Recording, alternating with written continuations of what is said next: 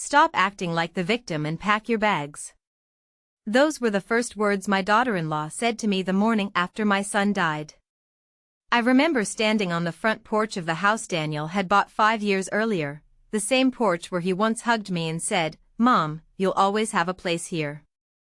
The autumn air was cold enough that I could see my breath, thin white clouds fading into the quiet suburban street. The maple tree in the yard had started dropping its leaves, orange and red scattered across the grass like something fragile that had fallen apart overnight. I had driven 40 minutes from my small ranch house across town after getting the call from the hospital, still wearing the same gray sweater I had pulled on in the dark at 5 that morning. My hands were shaking so badly on the steering wheel that I had to pull over twice. Daniel was only 42. Mothers are not supposed to outlive their children. There is no sentence that prepares you for that truth. But when Emily opened the door, she didn't look like someone who had lost a husband. Her face was calm. Too calm. She folded her arms and leaned against the doorframe as if I were a salesperson she didn't plan to buy from. "Emily," I said quietly, trying to keep my voice steady, "I came as soon as I heard." For a moment she didn't respond. Her eyes moved past me toward the driveway, where my old blue sedan sat under a thin layer of morning frost. Then she sighed in a way that sounded more irritated than sad. "Margaret," she said, "you really shouldn't make a scene today." I blinked, unsure I had heard her correctly. "A scene?" I repeated. She nodded toward the hallway behind her. The house was quiet. Too quiet. I could see Daniel's coat hanging on the rack near the stairs, the same brown leather jacket he had worn last Thanksgiving when we carved the turkey together in this very kitchen. My chest tightened so quickly I had to grab the porch railing to steady myself. "I just want to be here," I whispered. He was my son. Emily's expression didn't soften. If anything, it hardened. She glanced down at her phone, then back at me as if she had already spent more time on this conversation than she intended. "Look," she said, lowering her voice, "today is going to be complicated. There are calls to make. People are coming later. I don't need extra drama." I felt the word hit me like a cold wind. Drama. As if grief were some kind of performance. "Emily," I said again, trying to understand what was happening, "I'm not here to cause problems. I just lost my son." That was when she said it. Calmly. Clearly. Without a single pause. "Then stop acting like the victim and pack your bags." The words hung in the air between us, sharp and quiet. For a moment I thought she must be talking about something else, someone else, some misunderstanding I hadn't caught yet. But she stepped back slightly, opening the door only halfway, just enough to signal that I wasn't invited inside. "You can come back another day," she continued, her tone flat. "Right now I need space." I looked past her again into the living room. Daniel's favorite armchair was still beside the window. A half-finished mug of coffee sat on the side table. The morning sunlight stretched across the hardwood floor exactly the way it always had, as if the house itself didn't know anything had changed. My son had been alive less than 24 hours ago. Yet somehow, in that single night, the place he called home had already become somewhere I no longer belonged. I felt the cold settle deeper into my bones, the kind that doesn't come from the weather. I opened my mouth to speak, but no words came out. Instead I simply stood there, holding my purse against my coat, staring at the woman my son had loved, wondering how grief could look so different on two people standing just 3 feet apart. Emily stood there waiting for me to move, as if the silence itself were inconvenient to her schedule. For a moment I remained on the porch, trying to understand how the morning had turned into something so unfamiliar. The same house where my son had laughed with me over Sunday breakfast now felt like a place where every door had quietly closed. I looked past her one more time. The hallway light was still on. Daniel always forgot to turn it off before leaving for work, and every time I visited I would tease him about wasting electricity. The memory came so clearly that I almost smiled, but the feeling faded before it reached my face. Emily shifted her weight and crossed her arms tighter. "Margaret, I mean it," she said. "Today is not the day for this." I nodded slowly, though I was not entirely sure what this meant anymore. Grief, apparently, had become something that required permission. I stepped back from the doorway, the wooden boards of the porch creaking softly under my shoes. The cold air wrapped around me again, sharper now that I was no longer standing in the warmth spilling from the house. Emily watched me for another second, then pulled the door toward her. It closed with a quiet click that sounded far louder than it should have. I stood there for a while after that, staring at the brass doorknob that Daniel had installed himself one summer afternoon. He had called me that day, excited about replacing the old one. "It is the small things that make a house feel like home," he told me. I remembered laughing and telling him he sounded like his father. Now the same door separated me from everything that used to belong to my son. A thin breeze carried the scent of damp leaves across the yard. Somewhere down the street a dog barked once and then fell silent again. The neighborhood looked exactly the same as it had the week before, neat lawns and identical mailboxes lining the quiet road. Life, it seemed, had decided to continue without asking anyone for permission. I walked slowly down the 3 steps from the porch to the driveway, each step feeling heavier than the one before. My car sat under the maple tree, a few fallen leaves resting on the windshield. Daniel used to rake this yard every October, piling the leaves into enormous mounds that his nieces would jump into when they visited. I remembered the sound of their laughter drifting through the open windows while we drank coffee in the kitchen. Those afternoons felt like another lifetime now. I opened the car door and sat behind the steering wheel, but I did not start the engine right away. My hands rested on the steering wheel exactly where they had been during the drive over. For a long moment I simply stared at the front of the house. The curtains in the living room window moved slightly, and I wondered if Emily was watching me from inside. If she was, she did not come back to the door. The porch remained empty. The house remained silent. I realized then that something had changed in a way I could not yet explain. Emily had not only asked me to leave. She had spoken as though the house had never been mine to enter in the first place. That thought stayed with me as I finally turned the key in the ignition. The engine started with a low hum, and the heater slowly began pushing warm air through the vents. I looked once more at the front door, half expecting it to open and for someone to call my name. But nothing happened. The door stayed closed. And for the first time since the phone call from the hospital, I understood that losing my son might not be the only loss waiting for me in the days ahead. The drive home felt longer than it had that morning. The road that usually took 40 minutes seemed to stretch endlessly in front of me, mile after mile of quiet streets and familiar storefronts that now looked strangely distant. The heater hummed softly inside the car, pushing warm air across my hands, but the warmth did not reach the place in my chest that felt hollow. I kept replaying Emily's words in my mind, hearing the calm certainty in her voice as clearly as if she were sitting in the passenger seat beside me. "Stop acting like the victim. Pack your bags." The sentence did not sound like something spoken in grief. It sounded practiced, almost prepared.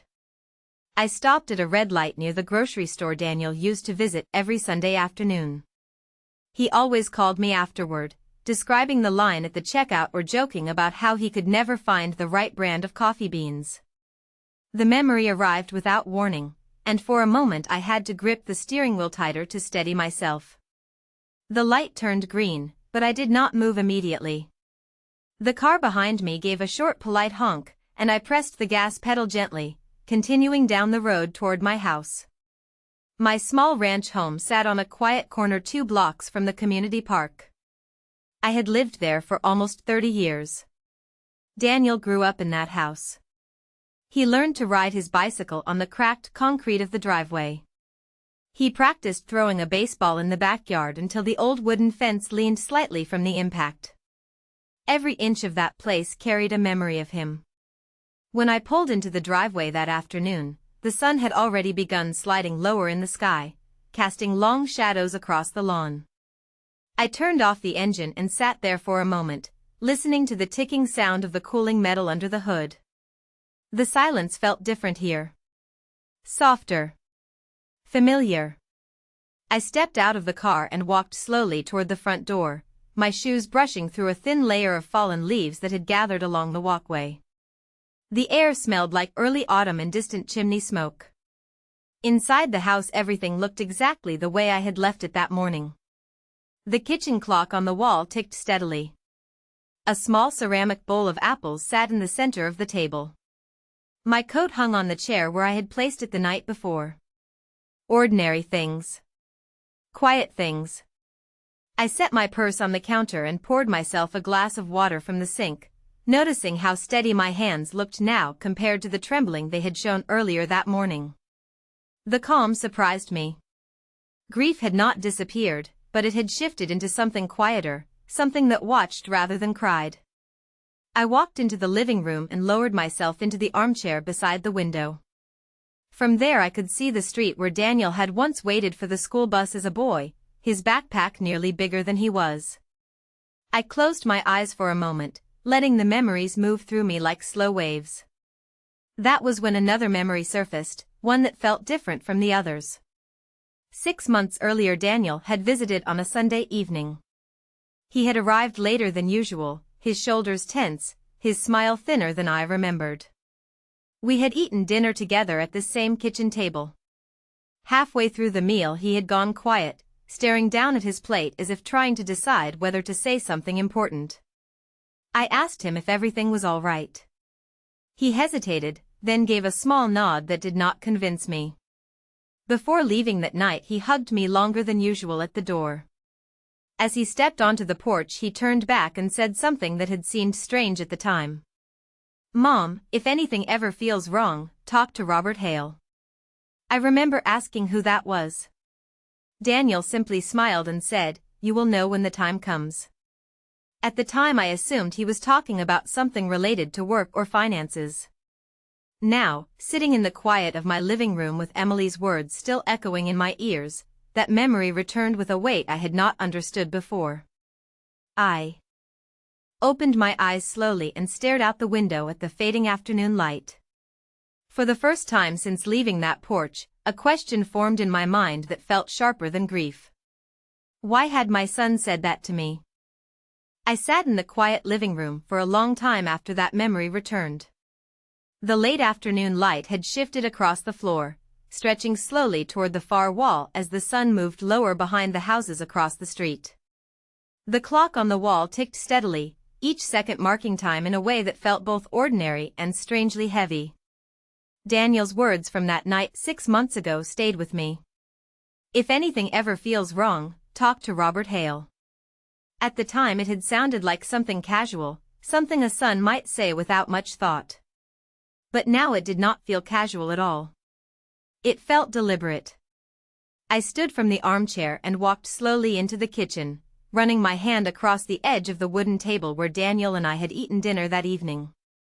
I could still picture the way he had sat there, shoulders slightly hunched, his fork resting on the plate as if his mind were somewhere else entirely. I remembered asking him if work was stressful. He shook his head and told me it was nothing to worry about. But there had been a pause before he said it, a hesitation that at the time I chose to ignore. Mothers sometimes do that.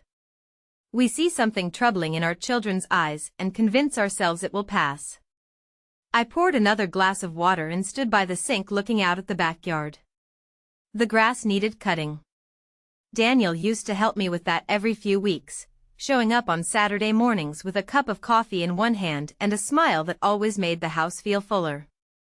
The quiet behind the window now felt deeper than usual. I realized then that the question forming in my mind would not go away unless I followed it. I walked down the hallway toward the small study where I kept most of my paperwork. The room smelled faintly of old books and cedar from the wooden cabinet against the wall. Inside that cabinet were decades of documents. Tax records, letters, old photo albums, and the occasional birthday card Daniel had given me over the years. I opened the drawer slowly, not entirely sure what I expected to find. For a moment I simply stood there, looking at the folders arranged neatly in rows. Then another memory surfaced, small but clear. On the night Daniel mentioned Robert Hale, he had also handed me an envelope before leaving. I had placed it somewhere safe, telling myself I would open it later when I had more time. But later never came. The weeks that followed were busy and the envelope slipped quietly into the background of my life. Until now. I began moving through the folders one by one, carefully lifting each stack of papers until my fingers brushed against something thicker tucked near the back. A large cream-colored envelope rested there, sealed and slightly creased from being moved around over time. My name was written across the front in Daniel's handwriting. Margaret Whitmore. The sight of it made my chest tighten in a way that felt different from grief. It felt like the moment before discovering something important. I carried the envelope back to the kitchen table and sat down slowly, placing it in front of me. Outside, the sky had turned a pale gold as the evening approached. The house remained quiet except for the steady ticking of the clock on the wall. I traced the edge of the envelope with my fingers for a moment, remembering Daniel's expression the night he gave it to me. He had looked serious then, more serious than usual, as if the small piece of paper inside carried a weight he could not explain out loud. I had laughed lightly and told him he was being mysterious. He smiled but did not argue. Now that memory felt different. Slowly, I slid my finger beneath the sealed flap and opened it. Inside was a single folded sheet of paper and a small card with a phone number written neatly in blue ink. The name printed above the number was simple. Robert Hale. I unfolded the letter carefully, feeling a quiet sense that whatever Daniel had tried to tell me months ago was finally beginning to speak. The paper in my hands felt heavier than it should have. It was only a single sheet, folded neatly into thirds, but as I opened it across the kitchen table I felt the quiet certainty that Daniel had written these words knowing I would one day read them without him. His handwriting was steady, the same careful script he had used since high school. For a moment I simply stared at the first line, letting the reality of it settle in. My dearest Mom, if you are reading this, it probably means something has gone wrong. I paused there, my fingers resting lightly on the edge of the page. The house around me remained completely still. Outside the kitchen window the last of the evening sunlight stretched across the yard, turning the grass a soft golden color. I took a slow breath and continued reading. I do not want you to worry, but I need you to trust something important. If you ever feel like you are being pushed out of my life or out of the house, you need to call the number on the card in this envelope. Robert Hale is someone I trust completely. He knows everything you might need to know. The words were simple, but the meaning behind them felt anything but simple. I lowered the page slightly, staring at the phone number written in blue ink on the small card beside the letter. Robert Hale. The name sounded familiar now that I was looking at it again, though I could not remember exactly where I had heard it before. I returned my eyes to the letter and continued reading slowly. Mom, I know this may sound strange. I hope you never have to use this. But if something ever feels wrong, please promise me you will call him before you believe anything else. Daniel had signed his name beneath that final sentence, the ink pressed slightly deeper into the paper as if he had written it with extra care. I sat there for a long time after finishing the letter, listening to the quiet ticking of the clock on the kitchen wall. The words echoed in my mind again and again. If you ever feel like you are being pushed out of the house. That was exactly what had happened on the porch that morning. Emily's voice replayed clearly in my memory, calm and certain as she told me to pack my bags. The thought made my chest tighten, but this time the feeling was not only grief. It was something sharper. Something more focused. I picked up the small card and turned it over in my fingers. The phone number was written carefully, each digit clear and deliberate. Daniel had not scribbled it quickly. He had taken the time to write it in a way that could not be mistaken. Outside, the golden light of evening faded slowly into the pale blue of early night. The kitchen grew dimmer, and I reached over to switch on the lamp above the table. Warm light filled the room, reflecting softly across the surface of the letter. I realized then that Daniel must have written this months ago. Long before the phone call from the hospital. Long before Emily stood in that doorway telling me I did not belong there anymore. Which meant he had been thinking about this possibility for a very long time. I leaned back in my chair and looked around the quiet kitchen, noticing how every ordinary object now felt connected to a question I had not yet asked. Why would my son prepare something like this unless he believed something might happen? I reached for my phone on the counter and held it in my hand, staring again at the number on the card. The house felt unusually still, as if even the walls were waiting to see what I would do next. For the first time that day, I felt something besides sorrow begin to rise quietly inside me. Not anger. Not fear. Something calmer than that. Something that sounded very much like Daniel's voice in my memory, gently reminding me that he had already thought several steps ahead. After another long moment, I slowly began typing the phone number into my phone. My thumb hovered above the call button for several seconds before I finally pressed it. The number rang once, then twice, the quiet tone filling the kitchen in a way that made the whole house feel suddenly attentive.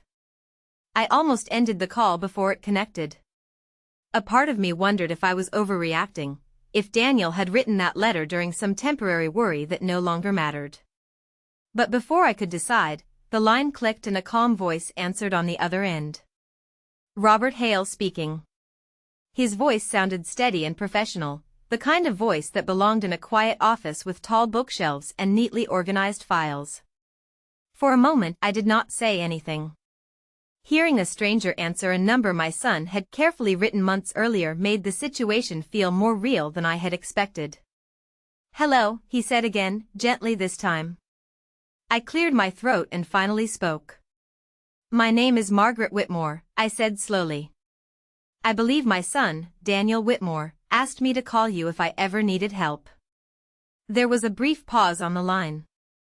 Not the confused kind, but the thoughtful kind, as if the man on the other end had been expecting that name at some point in the future. "Mrs. Whitmore," he said quietly, "I have been hoping you would never need to make this call." His words settled over me in a way that felt both reassuring and unsettling at the same time. I glanced again at Daniel's letter resting on the kitchen table beside my hand.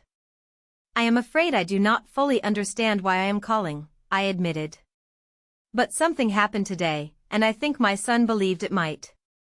Robert Hale did not interrupt. He waited, the way someone does when they understand that certain stories cannot be rushed. I explained everything slowly, beginning with the phone call from the hospital that morning and ending with the moment Emily stood in the doorway telling me to pack my bags. I did not raise my voice. I did not add any extra emotion to the story. I simply described what had happened, the way one might describe the weather changing outside the window. When I finished speaking, the line was quiet for a few seconds. Then Robert Hale spoke again, his tone calm but more serious now. "Mrs. Whitmore," he said, "Daniel met with me several times over the past year. During those meetings he expressed certain concerns about the future. Concerns about financial decisions and about the possibility that you might one day find yourself pushed aside." I felt my fingers tighten slightly around the edge of the table. The kitchen seemed very still. "He never mentioned anything like that to me," I said softly. "That does not surprise me," Robert replied. "Your son was very careful about how much he shared. He did not want to create conflict in the family unless it became absolutely necessary." I looked down at the letter again, noticing the way Daniel had pressed his pen harder on the final lines. "What exactly did he ask you to do?" I asked. Robert Hale let out a slow breath before answering. "He asked me to protect certain arrangements he had already put in place. Arrangements designed specifically to make sure you would always have a place in his life and in his home, no matter what anyone else might say." The words made the room feel smaller, as if the walls had moved a few inches closer. For the first time since that morning on the porch, Emily's certainty began to look less like authority and more like assumption. "I think," Robert continued calmly, "it would be best if we spoke in person. There are documents that Daniel prepared months ago. Documents you should see before anyone else makes decisions that cannot be undone. I sat quietly for a moment, absorbing what he had just said. Outside the kitchen window the sky had darkened into deep evening blue, and the first porch lights on the street had begun to glow. Finally I nodded, even though he could not see me through the phone. "All right," I said. "Tell me where to meet you." The next morning arrived quietly, the kind of morning that looks ordinary even when nothing about life feels ordinary anymore. I woke before the alarm, the pale gray light of early dawn stretching across the bedroom ceiling. For a moment I lay there listening to the soft hum of the heater and the distant sound of a car passing on the street outside. Then the memory of the phone call from the night before returned. Robert Hale. The documents. Daniel's plan. I sat up slowly, feeling the weight of the coming day settle over me. The meeting with Robert was scheduled for 10 o'clock at his office downtown, about 25 minutes from my house if traffic was light. I moved through the morning quietly, making a simple breakfast I barely tasted and pouring a cup of coffee that grew cold before I finished half of it. Every small movement felt deliberate, as if my mind had shifted into a calmer, more careful rhythm. Grief was still there, resting somewhere deep inside my chest, but it was no longer the only thing guiding my thoughts. Daniel had trusted this man enough to prepare something months in advance. That meant today might answer questions I had not even known how to ask. By the time I left the house the sun had climbed higher into the sky, casting a bright autumn light across the quiet neighborhood. The drive into town felt different from the drive the day before. The same streets, the same stoplights, the same grocery store on the corner where Daniel used to buy his coffee beans. Yet this time my mind was focused not on the past but on what might soon be revealed. Robert Hale's office was located in a brick building near the courthouse square, a place I had passed many times without ever noticing the sign beside the door. Hale and Associates, Attorneys at Law. I parked along the curb and sat in the car for a moment before stepping out. The building looked solid and unremarkable, 3 stories tall with large windows reflecting the clear blue sky above. Inside, the lobby smelled faintly of polished wood and fresh paper. A receptionist greeted me with a polite smile and asked my name. When I told her, she nodded as if she had been expecting me. "Mr. Hale will see you shortly, Mrs. Whitmore," she said gently. I sat in the waiting area and folded my hands in my lap, studying the framed photographs on the wall. Awards, certificates, and a few pictures of the courthouse taken during different seasons of the year. Everything about the place felt orderly and calm. After a few minutes a tall man with silver hair stepped through a door at the end of the hallway. He looked older than I expected, perhaps in his early 60s, but his posture was straight and his expression carried the quiet focus of someone accustomed to handling serious matters. "Mrs. Whitmore," he said as he approached, extending his hand. "I am Robert Hale. Thank you for coming." His handshake was firm but respectful, and his voice carried the same calm tone I had heard on the phone.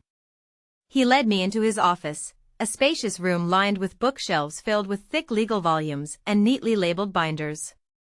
A large wooden desk stood near the window, and 2 chairs were placed opposite it. I sat down slowly while Robert moved to a cabinet behind his desk. From inside he removed a slim black folder and placed it carefully on the table between us. For a moment he did not open it. Instead he looked at me with the kind of thoughtful patience that suggested he understood exactly how much this moment might matter. "Your son cared deeply about you, Mrs. Whitmore," he said quietly. "Everything inside this folder exists because he wanted to make sure you would never be treated as if you did not belong in his life." He opened the folder slowly and turned it toward me. Inside were several neatly organized documents, each one marked with Daniel's name. As I leaned forward to read the first page, I realized that whatever Emily believed about that house and about my place in it might soon look very different. The papers inside the folder were arranged with a precision that immediately told me Daniel had taken his time preparing them. Each page was separated by a thin tab, the titles printed clearly at the top. I leaned closer to the desk, my eyes moving slowly across the first document while Robert Hale remained quietly seated on the other side of the table. The heading read Daniel Whitmore Living Trust Agreement. The words themselves were formal, the kind usually written by lawyers, but my son's name at the top made everything feel personal. Robert allowed me several minutes to read before he spoke again. "About 8 months ago your son came to me with some concerns," he said calmly. He wanted to make sure that certain assets could not be moved or reassigned without clear protections in place. I looked up from the page. "Protections for who?" I asked. Robert folded his hands on the desk. "For you." The word settled into the room with a quiet certainty. I looked back down at the document, noticing the lines that explained how the trust was structured. The house on Maple Ridge Drive, Daniel's house, the one Emily had stood inside the day before, was listed clearly among the protected assets. According to the agreement, the property had been transferred into the trust months earlier. The trustee named in the document was Daniel Whitmore during his lifetime. Beneath that line was another name written in careful legal print.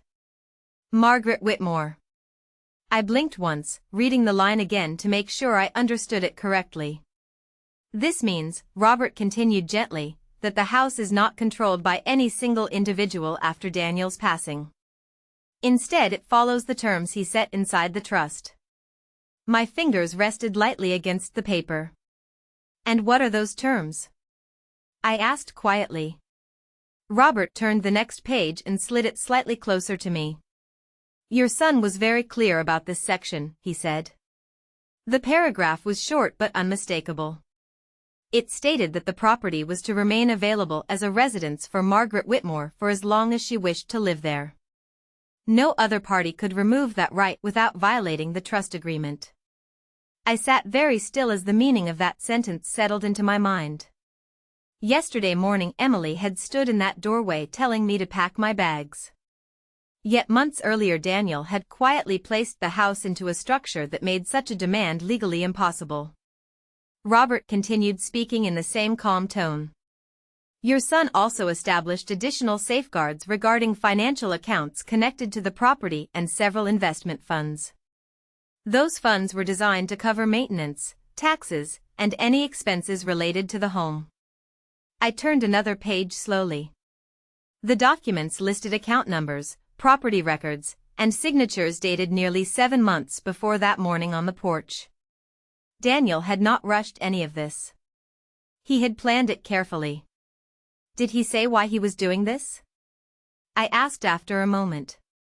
Robert paused briefly before answering. "He told me he believed there might come a time when assumptions would be made about ownership and authority. He wanted the legal reality to be very clear before that day arrived." Outside the large office window the courthouse square looked peaceful, people walking along the sidewalks unaware of the quiet shift happening inside this room. I studied Daniel's signature at the bottom of the final page, recognizing the same steady handwriting I had seen in the letter he left for me. In that moment I understood something important. My son had not prepared these documents out of fear. He had prepared them out of certainty.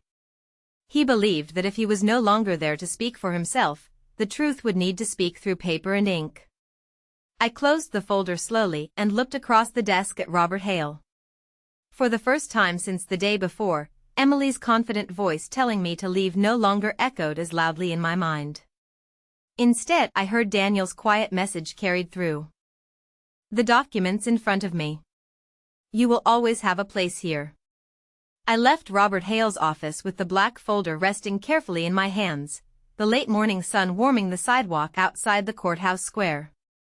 The town looked exactly the same as it had the day before. Cars moved slowly through the intersection, a couple walked past carrying coffee cups, and a delivery truck idled beside the bakery on the corner. Yet something inside me had shifted quietly but completely. Yesterday I had stood on a porch being told to pack my bags. Today I carried the quiet certainty that my son had already prepared the truth long before that moment arrived.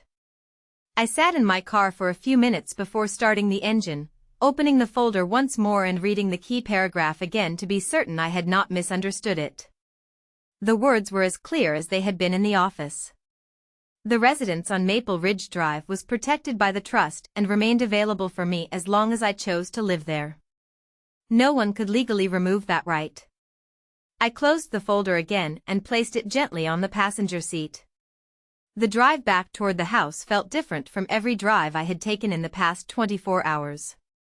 The streets were the same, the familiar grocery store still stood on the corner, and the tall oak trees along Maple Ridge swayed softly in the autumn breeze. But now the house at the end of that street no longer felt like a place where I might be unwelcome. It felt like exactly what Daniel had intended it to be. A home. When I pulled into the driveway, Emily's car was already parked in the garage with the door half open. I stepped out slowly, holding the folder against my side as I walked toward the front porch. The same porch where she had stood the day before with her arms crossed, telling me not to be dramatic and to pack my bags. For a moment I paused at the bottom step, taking in the quiet afternoon air and the soft rustle of leaves moving across the yard. Then I walked up the steps and opened the door. Emily was in the living room, pacing slowly with her phone in her hand. When she saw me enter, her expression tightened slightly. "I thought you were staying at a hotel," she said with a short breath of irritation. Her tone carried the same confidence she had used the day before, the tone of someone who believed the situation had already been decided. I placed the black folder gently on the dining table beside the hallway. "I went to see someone this morning," I said calmly. She frowned slightly. "Who?" she asked. I opened the folder and removed the first document, placing it flat on the table where the afternoon light from the window could fall across the page. "An attorney named Robert Hale," I replied. Emily's eyes moved down to the paper, scanning the heading with growing confusion. The room remained quiet for several seconds as she read the title at the top of the page and then the paragraph beneath it. I did not raise my voice.